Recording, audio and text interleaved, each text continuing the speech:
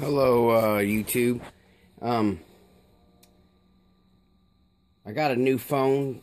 Don't know how this video is going to turn out, and I'm going to have to work on learning how to hook it up to the computer to upload my videos. But what we have here is pretty much a clean bench this week. Like I said, the kids will finish school tomorrow, and then they'll go on their spring break, and so I decided that I won't start anything and spend the week with them. Weather's getting nice over here, so probably go outside and do a little bit, get their bicycles ready for spring and summer or whatnot, you know, and let them go to the park and do some playing around. But just a little bit what I've been up to. Cleaned the bench off, got all the projects that kept sitting in the background out of the way. There's the Maverick for the extreme build, just sitting there. Kind of like put all the parts together. I pretty much cleaned up the whole bench area. I reorganized this. Like I said, we have these trays on our tables. I know plenty of modelers have their trays on their tables. I just made mine a little bit more friendly this week. Stuff I use most of all, like my clothespins for clamps, and my toothpicks when I'm applying glue, and you know, Q-tips for when I put on my accelerator, popsicle sticks for, you know, like mixing stuff, and then all my detail wires and straight pins, pieces of foil that I pull off of here, I'll put in there in foil, get my lighters right there, you know, all my building tools, glasses and stuff like that, then my sandpapers, and, you know, just make it more builder friendly for me for right now. And like I said, I know a few of you other guys have come in there, and somebody asked a while back, how do you organize? For me, oops, that fell. For me is, I try to make everything, like right here, you can see where my hands are. And when I'm building, I have so many model knives, because if I'm working here and it falls down, usually if I roll backwards like this to pick it up, I've broke something. So I just keep it where I can reach for it, and stuff. And like I tried to show somebody else, this right here is just a wooden block. And I just took it and I drilled into it. I drilled holes into it, all a bunch of little holes into it, and it holds my brushes. This right here is just another piece of wood that I just drilled little holes into it. And then my paint sits down in there, and of course, you know, we always use more colors than we think we're going to use, so you know, it's just a little bottle sitting there. Now, for me, somebody else asked for me, I like to use the enamels. I don't use a whole lot of the testers, acrylics. And like I said, these right here are all just for my detailing paints. I've been trying to do a little bit of craft painting right there. I still do not understand how they mix it and airbrush it and like keep going. I was watching Chris and Alex and some of them other guys that swear by the craft acrylics. I know some of those guys are using the better stuff, the Vallejos and all that kind of stuff, but I was just trying to cheap stuff out for my interiors. I like it. I don't like the way it builds up, but I like it once you get it built up, and the way it dries out, it's easy to detail. Something I did this year, I've been writing down what I've been building this year. My goal this year, like I said, was to start no new projects, but to finish my other projects. But I've also been taking part in the builds we've had this year, and my goal was to build one model a month this year, and so far I've done pretty darn good. I've already got 6 done as finishing up my Chevy truck month build. This right here is just drill indicators. I got a couple of them, a plastic one and a metal one, and then you guys see me talk about that great big roll of wire that I bought. Well, it comes mixed up. It comes all mixed up like this. So Nick Ambery, he just bought a roll and was sharing it, but when I showed you guys this video, what I did is I broke it down into smaller rolls so they fit in my drawer. So I fit in my drawer. I just took other spools that I had and I put it in there. But I unrolled about 10 feet and mixed up my own colors. That way I have my colors available for when I want. and I know they're all the same length, and you know, who knows when I'll run out of this stuff. Works great. I still have all this old original Radio Shack stuff also. That's where I used to buy stuff. This right here was my telephone wire that I usually get, and even on this, I used to buy this for like 10 cents a foot. So I bought a whole bunch, and then like that's what's in my drawers already, is stuff that's already cut, so that way every time I need something, I'm not, you know, I'm already pre fitted up. And then I was doing my detail wire like this, crimping them up to make my underneath the hood stuff, but meeting people on YouTube like Little Joe, and he has expressed that he feels like you get a better look when you keep the wires separated.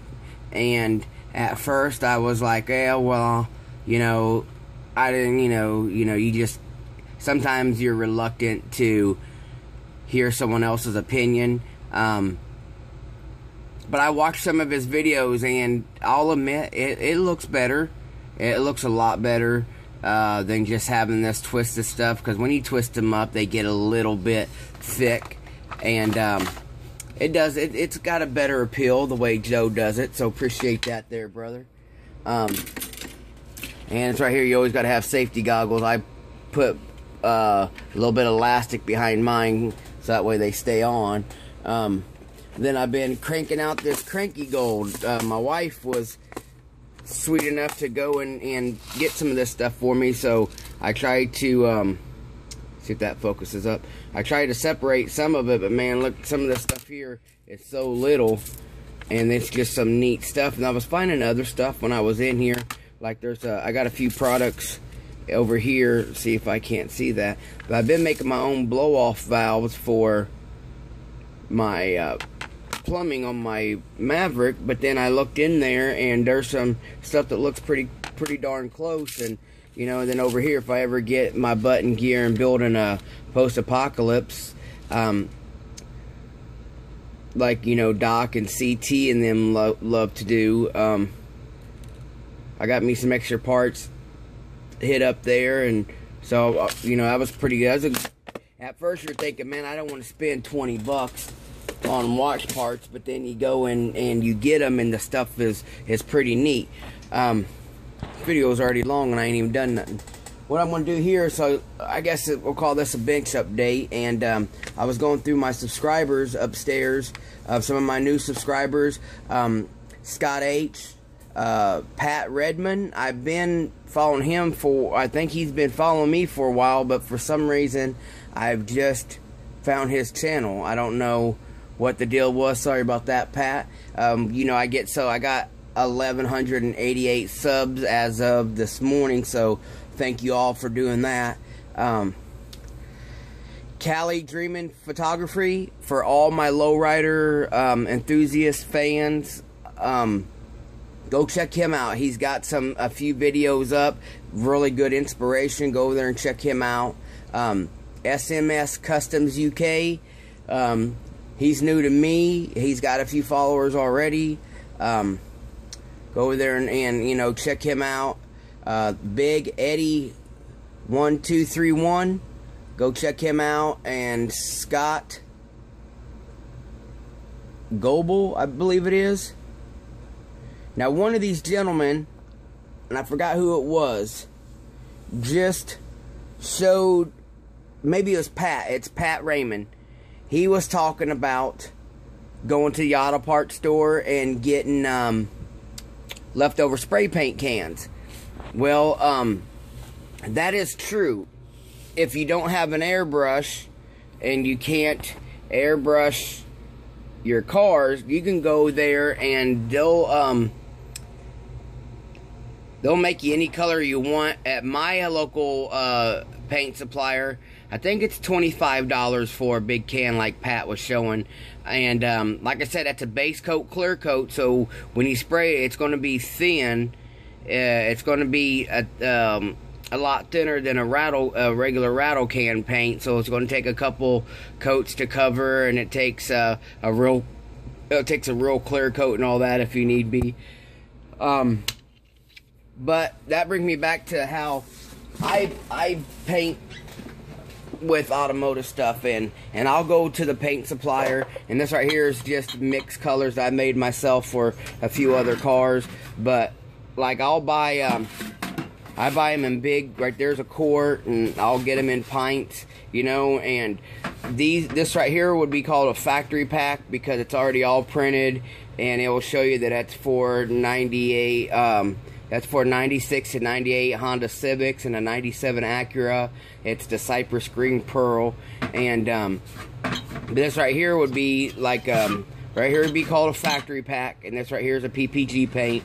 This right here is a DuPont Chroma base. And on theirs it shows the paint code and the colors. It really don't specify which year vehicle sometimes, because this right here is not a factory pack. They mix this themselves, which makes it a little bit cheaper. And this right here, you know, is just you know, they come in all different kinds of colors and everything. So I go there and I dig through the shelf. This right here will be some custom mixed colors. And like this right here will show you, this right here is a 96 Toyota Blue. And Exhilarant, I think it was asking how do I do what I do.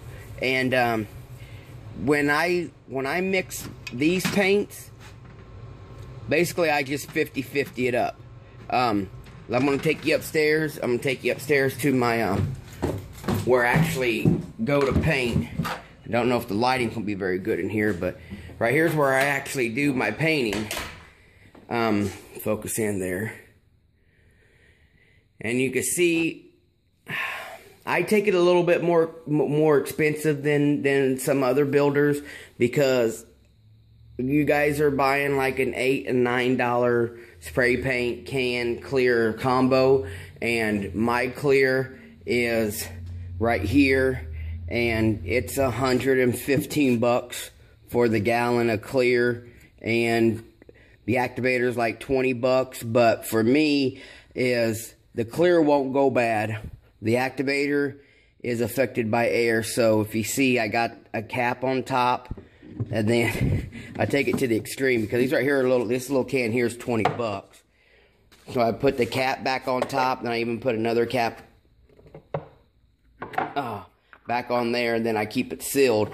But as long as you keep this sealed pretty good, this right here lasts about 6 months. This right here will last about 6 months, but I probably had that can of clear maybe 3 years.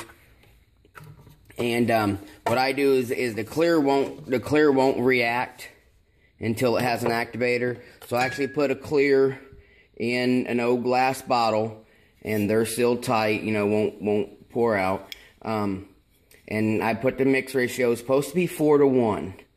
But when I mix my clear Exhilarant, when I mix my clear, this right here, I use this cup right here just for, I'll use this cup right here just for clear.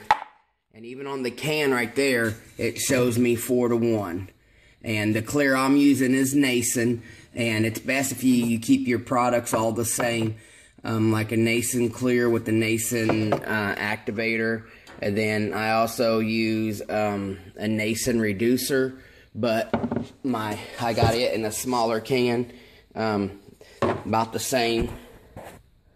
Now in reality, you're supposed to go 4-to-1.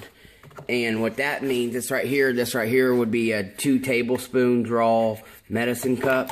So in reality, I'd put 2 of these.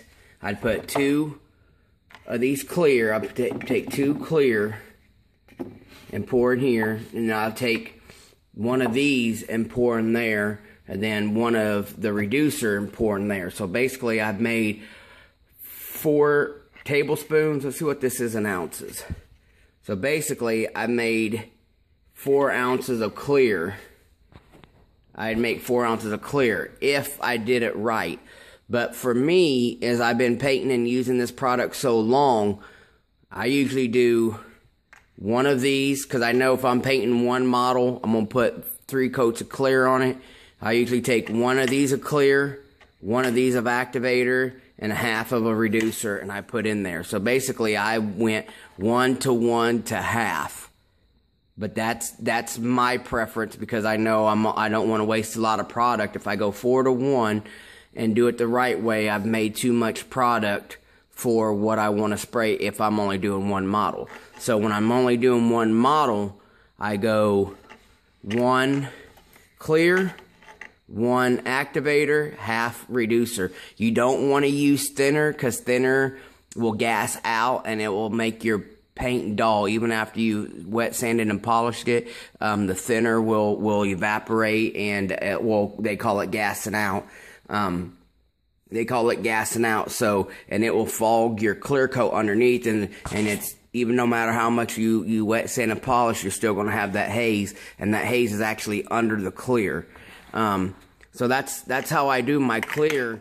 If you can see this bottle in front of me, you can see when I do my colors, I go 50-50. Here is 1-to-1 maybe on some of the other stuff. Here's right here is my own primer. I try not to. I use this Nason primer here, and it's half primer, half thinner, because this right here is a thinner primer versus I also have a 2K primer, and on this 2K primer you have to have an activator. You have to use an activator. Let's see if I can't get out the light there. Now right there, I use that primer there mainly for my real big body works, because like there's a 2K primer that's really a lot thicker. And so here you could tell I let that set, and you could tell that, you know, I did it 50-50. This is actually my product, this is my thinner. And then once you get it all in there and shake it up, you know, and then right there, and it's just a lot easier to pour out of here and keep mixed for whenever I want to use it versus always mixing out of here and out of here. And on the paint can there, it'll even show you a 1-to-1. It'll even show you the 1-to-1 on the mixing rate. But, you know, here's all my different paints. You know, I got the House of Color stuff, and believe it or not, you know, this pearl right here, guys, this pearl right here is probably a $200 bottle of pearl. It's just the stuff, it gets expensive, but you know, it's left over from a real car that I done. And so, you know, I was blessed. I keep a lot of product over. All this big thing of flake, you know, all that is just real pure metal flake. And he was asking about how I spray it, and it's right here's my air compressor. And like I say, right now, you can't see that other gauge. That other gauge is actually, the lens got broke, so it got dirty down there. But usually I run it, because I use my regular guns. I usually run my spray guns at about 30 to 40 pounds of PSI. And when I'm painting, I have my paint stand. I always use a respirator. Here's my respirator. I always use my respirator when I using, you know, stuff like that. And like I said, you know, these are the guns I enjoy to use the most, is these two. This right here is my color gun. Right there's my clear. And I'm dropping everything. Let me get this right here set back up. And then I do own the Pache airbrush. I choose to like the single stage, and I've got it set up to where it will hold a 2-ounce bottle, and I enjoy the single stage more. But here's my this right here is just a little cheap, you know, Central I don't know how you say it. It's a Harbor Freight. And this right here would be for my little finer details. It works great. You know, you can't beat a $10 airbrush that's all metal and works really good, and it takes the same bottle and same stuff as my Pache. I do use some aerosol cans, but these aerosol cans here are usually for like engines and interior stuff. I used to buy the crap out of the suede stuff. They no longer carry it, but this right here gives you one hell of a great looking interior. But you know, I got several colors and they don't carry it no more. So see if I can't get out of the way. I'm not a professional photographer, guys. But yeah, that's just you can see my primer exploded here a couple months ago.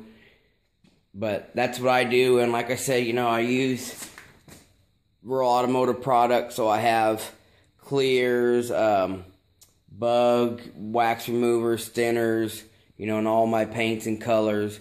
And that's how I do it, Exhilarant. And this video is getting a little bit long, so I don't know how well it's going to upload. I want to cover one more thing. Get through the hobby room here. Tim Hughesley, I think it is, had just posted something about needing some Mustang parts. And I'm a Mustang fan myself, Tim.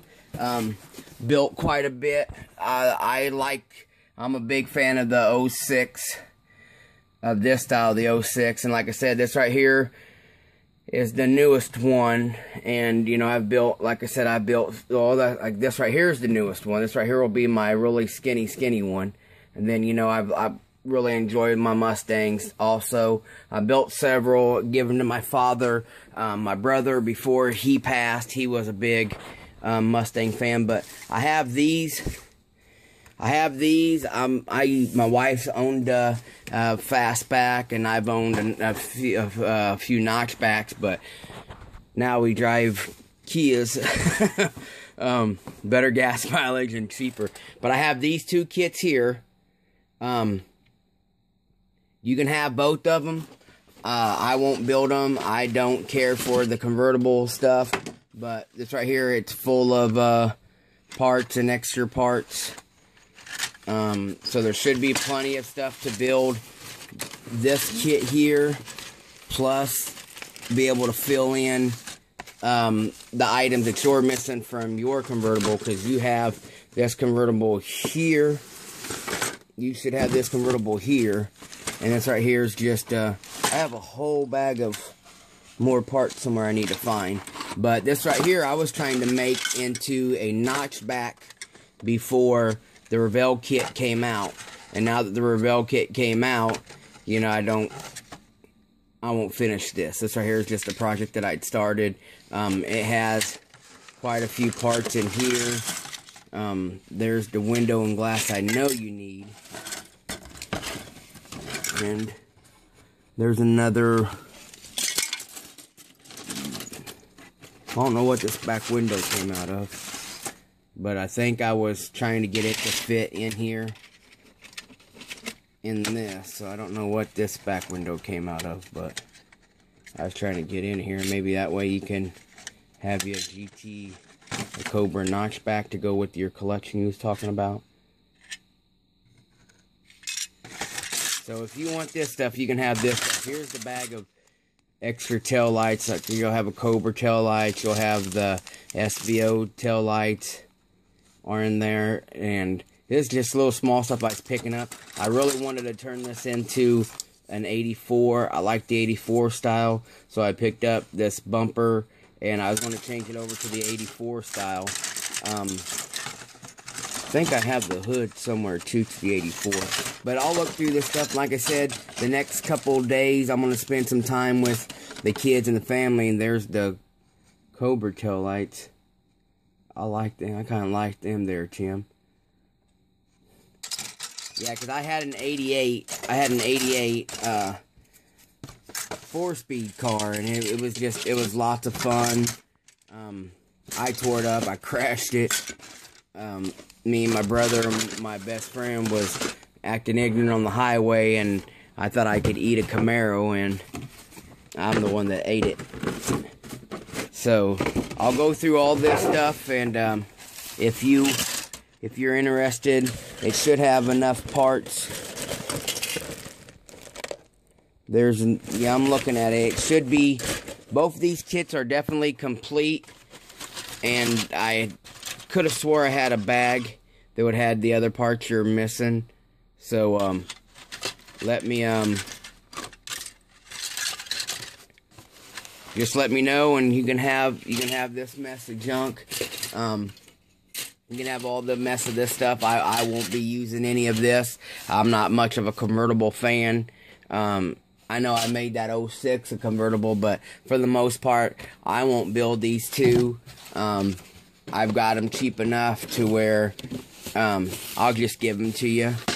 and you can have both of these. I know Classic Plastic has offered you a kit also, but hell, you can never have too many kits of a kit you like. So if you want these, PM me your address, and I'll they're yours. Like I said, I don't know exactly when I'll be able to ship them, but if you want them, I'm a man of my word. You can have these too. And I'll look. I definitely have a bag full of parts somewhere. So I'll have to find that and update you on that. But you guys have a good one. This is just a quick little update for me. You gotta keep making those videos. I was watching the videos of everybody doing stuff. Little Joe, CT, Doc. Everybody's doing some good building. And again, prayers are going out to Chip and his family right now after they deal with his sister's passing. And you know, that's one thing great about this community. We don't have to be personal friends, but we can still care about each other.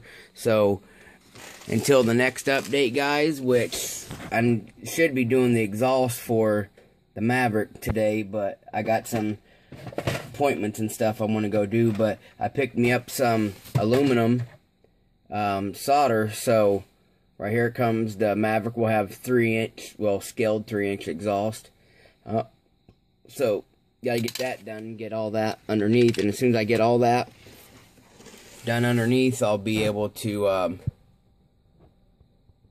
focus on the body. I'm kind of hesitant on painting this one because of the damned old red that messed up on my dually truck. So yeah, I'm procrastinating, guys. I got till the end of the month, I reckon. So you guys have a good one. To my boy Benny Mac out there at the Down Under, nice couple little videos you had over there, and it was really neat to see the places you went and visit. We don't have camping grounds in these parts of the U.S. that are that beautiful. So you're lucky, mate. You're really lucky. And you guys have a great day. This has been a hell of a long video. Sorry about that. Just thought I would update some stuff that was on my mind. And give a shout out to Exhilarant. Thank you for your question. For Tim. I've always enjoyed watching people smile and getting items they like and enjoy to use. Ask around, buddy. I'm good for my word. If you want these 2 kits, they're yours. All I need is that 6-digit area code, 5 digits, whatever it is. And it's on your way, buddy. You guys have a good one. If I don't get to talk to you guys in the next week, for you guys that believe in the rebirth and the resurrection of Jesus Christ, happy Easter. You know, we gotta believe in something, and I choose to believe that, you know, he died for my sins, for your guys' sins, and then on that 3rd day, he came back to you know, take our sins away from us, because, you know I'm a sinner. I know I don't live the way I should live, and you gotta believe in something that's as crazy as society is going. So, you know, have love for each other, have love for your family. You don't know when your last day with them is going to be.